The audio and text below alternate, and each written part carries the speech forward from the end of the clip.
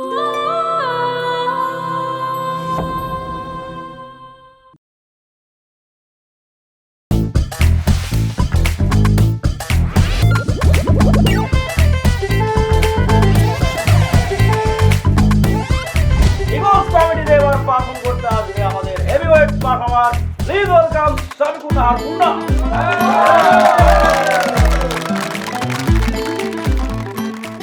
অবস্থা সবার? আচ্ছা, বাহ, বেশ ভালো লাগছে সবাইকে দেখে। তো যাই হোক, ব্যাপার না, সেটা হলো এই যে আজকে আমি যে টপিক নিয়ে কথা বলবো, টপিকটা খুব কমন। মানে টপিকের কথাগুলো শুনলে আপনাদের মনে হবে যে আরে কি বলে, এগুলো নতুন কি, এগুলো তো জানি, এগুলো তো আমাদের লাইফে হয়েছে। ভাই, টপিকটা কমন হইলেও এই টপিকটার যে মানে ভিতরের জিনিসপত্র, এগুলো সবসময় আনকমন থাকে। Yes, right. আজকে আমি কথা বলবো পরীক্ষা নিয়ে। তো আমাদের জীবন মানেই তো পরীক্ষা, তাই না? মানে গুণীজনরা বলে গেছে যে জীবন মানেই জি বাংলা না, জীবন মানেই পরীক্ষা। তো কোনো সমস্যা নাই। তো এই পরীক্ষা এমন একটা ব্যাপার, ধরেন আমাদের ছোটবেলায় সন্ধি বিচ্ছেদ আসতো না? প্রথমেই আসতো পরীক্ষা, সন্ধি বিচ্ছেদ করো। খুব সুন্দর করে পড়ে আসতাম, পরিযোগিক্ষা পরিযোগিক্ষা পরিযোগিক্ষা। অপশন দেখে পরীক্ষার হলে কনফিউজড হয়ে ভুলটা দাগের বাসায় যেতাম। সিরিয়াসলি, পরি দাগানোর পরে মনে হইতো রশ্মি না দিঘি। মানে খুবই কনফিউজিং একটা বিষয় কিন্তু এই পরীক্ষা। আর এই পরীক্ষার সব থেকে খারাপ জায়গাটা হলো পরীক্ষার হল। আপনি যদি কোনো একটা স্টুডেন্টকে জিজ্ঞেস করেন যে তোমার জীবনের সব থেকে খারাপ মুহূর্ত কখন, তখন সে বলবে পরীক্ষার হল, আর যখন প্রশ্ন কমন আসে না। মানে ভাই, একজন স্টুডেন্ট এটা বলবে, আর একজন বলবে ভাই এর থেকেও খারাপ সময় আসে পরীক্ষার হলে। কি?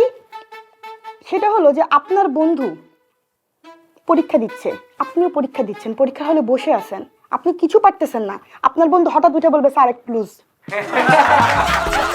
মানে এটা কেমন অবস্থা চিন্তা করেন। ডিসক্রিমিনেশন এখানে, মানে পরীক্ষার হলে কিন্তু একটা ডিসক্রিমিনেশন শুরু হয়ে যায়। মানে এর থেকেও খারাপ সময় কিন্তু পরীক্ষার হলে আসে। কখন আসে? প্রথম পরীক্ষা, আপনি পরীক্ষার হলে গেলেন, গিয়ে দেখলেন আপনার সিট সবার সামনে।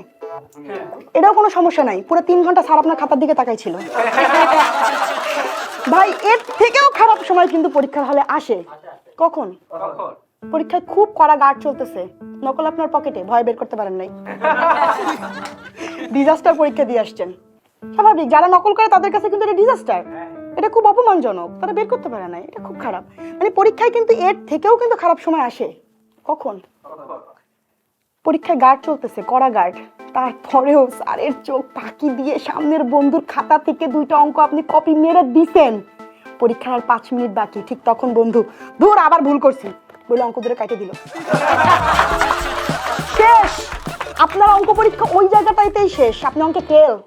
মানে পরীক্ষা এইভাবে কিন্তু ডিসক্রিমিনেশন করে স্টুডেন্টদের সাথে। আর এই পরীক্ষার হলে গিয়ে মানে কোনটা আপনার আসল বন্ধু, কোনটা আপনার ফেক ফ্রেন্ড, আপনি ভাগ করে ফেলতে পারবেন। যেমন ধর পরীক্ষার আগের রাতে আপনার বন্ধুর সাথে কথা হইতেছে, আপনি বললেন এই দোস্ত কি পড়ছস রে, সে পাশ থেকে বলতেছে আরে বেড়া কিছুই পড়ি নাই, মুই তো এখনো জানি না সিলেবাস কি। পরীক্ষার হলে গিয়ে দেখলেন আপনার বন্ধু খাতা বইরা লিখতেছে। শেষ, ফ্রেন্ডশিপ ওইখানেই শেষ, তাই না? তো এরপরেও দেখা যায় যে তারপরেও আমরা কিন্তু মানে মিলেমিশে চলি, স্কুল করি, আবার পরীক্ষা দেই, আবার কলেজে যাই, এগুলো চলতে থাকে।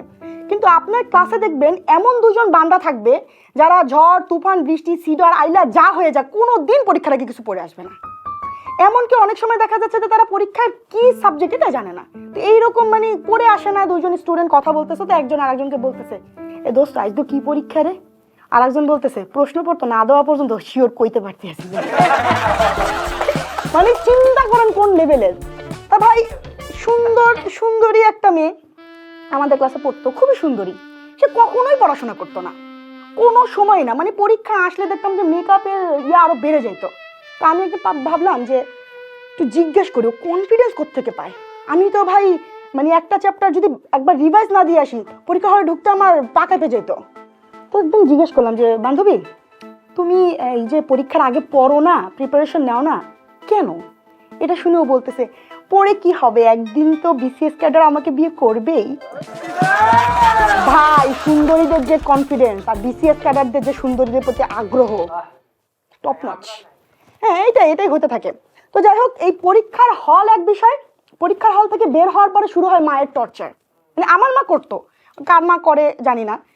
আমার মা বের হওয়ার পরে প্রশ্নপত্র হাতে নিয়ে আবার আরেকটা মার কাছে পরীক্ষা দেওয়া লাগতো। কিছু করার নাই, আমি এটা মেনে নিয়েছিলাম। আমি সবসময় খুব মেনে নিই, বড় বাচ্চা মেনে নিয়ে আমি মোটামুটি প্রত্যেকদিন পরীক্ষা দিয়ে বের হয়ে আবার ওই একই প্রশ্নপত্রে মার কাছে পরীক্ষা দিতাম, মায়েরও খাইতাম। এমনও অনেক সময় হয়েছে যে পরীক্ষার খাতা আমি ভুল লেখি নাই, আম্মুর কাছে ভুল বলে আমি মার খাইছি। হ্যাঁ একদম একদম। আর আমার যে ভাই রাহাত, সে আবার অন্য লেভেলের, সে একটু তেরা। সে ওই প্রত্যেকবার পরীক্ষা দিয়ে বের হওয়ার পর আম্মু জিজ্ঞেস করে যে এটা কি লিখছো, ওইটার অ্যান্সার কি লিখছো, ওইটার অ্যান্সার কি লিখছো। ও বিরক্ত। তো একদিন এরকম পরীক্ষা দিয়ে বের হয়েছে, আম্মু বলে এটা কি লিখছো, এটা কি লিখছো। ওদেরকে ব্যাগ খুলে পরীক্ষার খাতাটা আম্মুকে বের করে দিছে। হ্যাঁ, আম্মু বলে কি অবস্থা, তুমি পরীক্ষার খাতা সাথে করে নিয়ে আসছো কেন?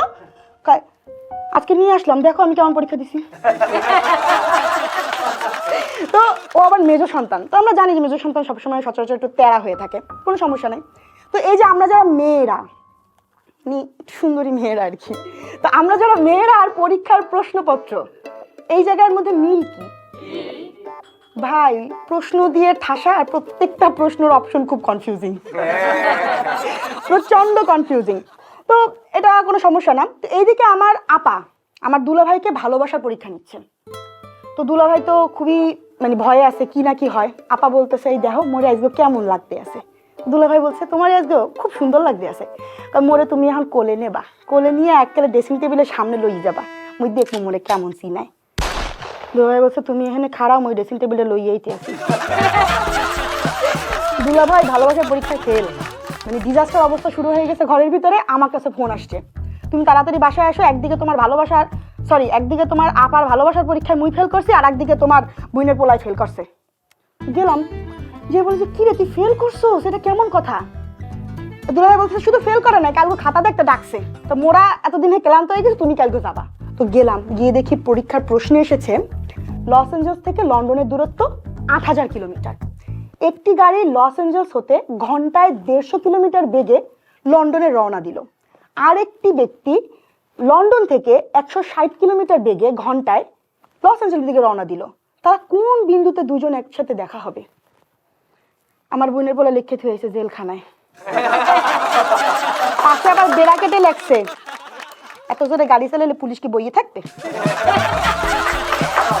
তো এইসব নিয়ে আসলে চলতেছে আমার আপার ফ্যামিলি। এইদিকে ছেলে যখন পুরো পরীক্ষার রেজাল্ট দিয়েছে, 5 সাবজেক্টে ফেল করছে।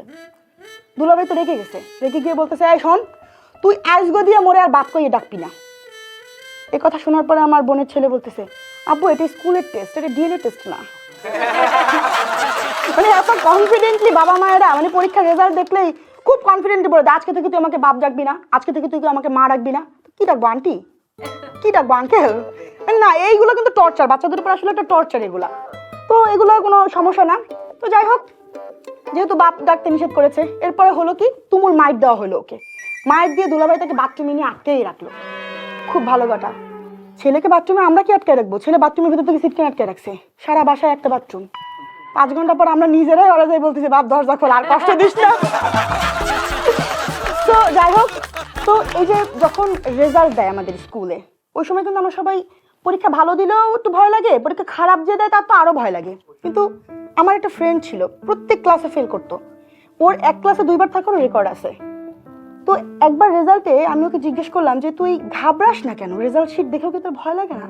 তো আমাকে বলেছিল শোন, একজন গুণী মানুষ থমাস এডিসন তিনি বলেছেন a piece of paper cannot decide your future. আমি বললাম বাংলা কি? একটা কাগজের পাতা কখনো তোমার ভবিষ্যৎ নির্ধারণ করতে পারে না। ওর এই কথাটা তখন আমি সিরিয়াসলি নেই নাই, ও এখন ফুচকা বেচে।